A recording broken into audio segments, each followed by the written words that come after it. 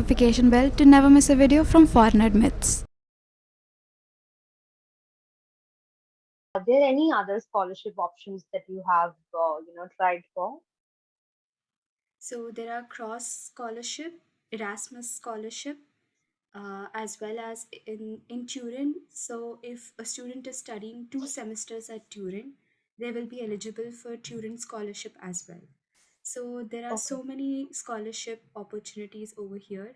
You just have to look and pick the right one and craft a very motivating letter so that you can convince them. So, what is the approximate budget a student needs to keep in mind? For example, that includes the accommodation, the probably the food, and like an approximate budget.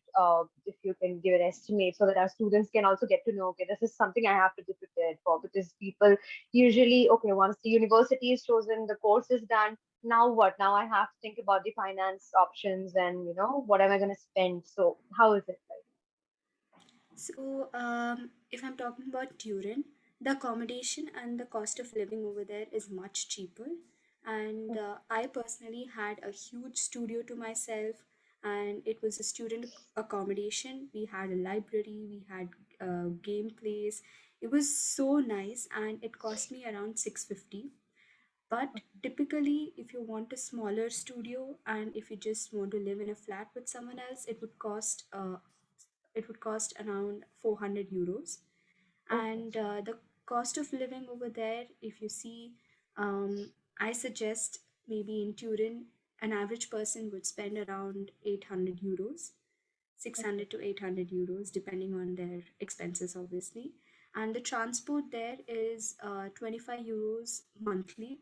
So we're lucky that we had a monthly transport, you know, subscription over there.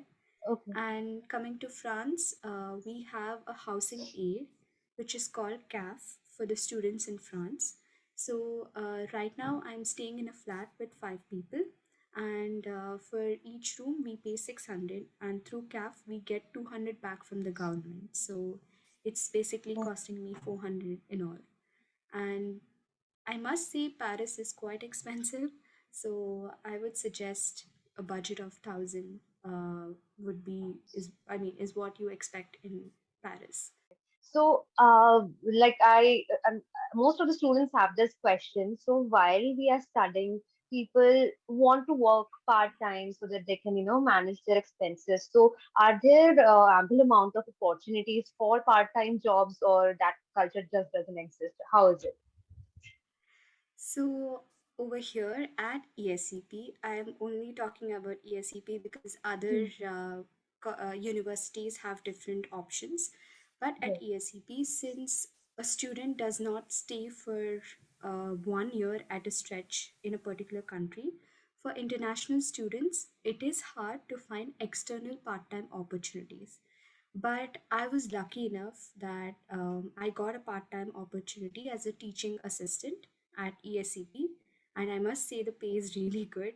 And I just had to go once a week and deliver a lecture to the pre-master year students. So, and if you look at it, if you know people over here, you will get part-time opportunities no matter what. So, was there ever an issue in terms of job opportunities or probably internships because of the language barrier? So, to be honest, initially I thought it would be a big problem. So, I enrolled. So, at ESCP, we are supposed to take language courses. So, I started my French classes when I was in Turin itself, and right now I'm in A2 level. But I realized that there are so many job opportunities out here that do not require French at all. And even for jobs in Italy, I got so many interviews despite of not knowing the language. So language barrier is really not a big deal because you will find companies which have international clients and they are looking for people who want who want English speaking employees to handle their international clients.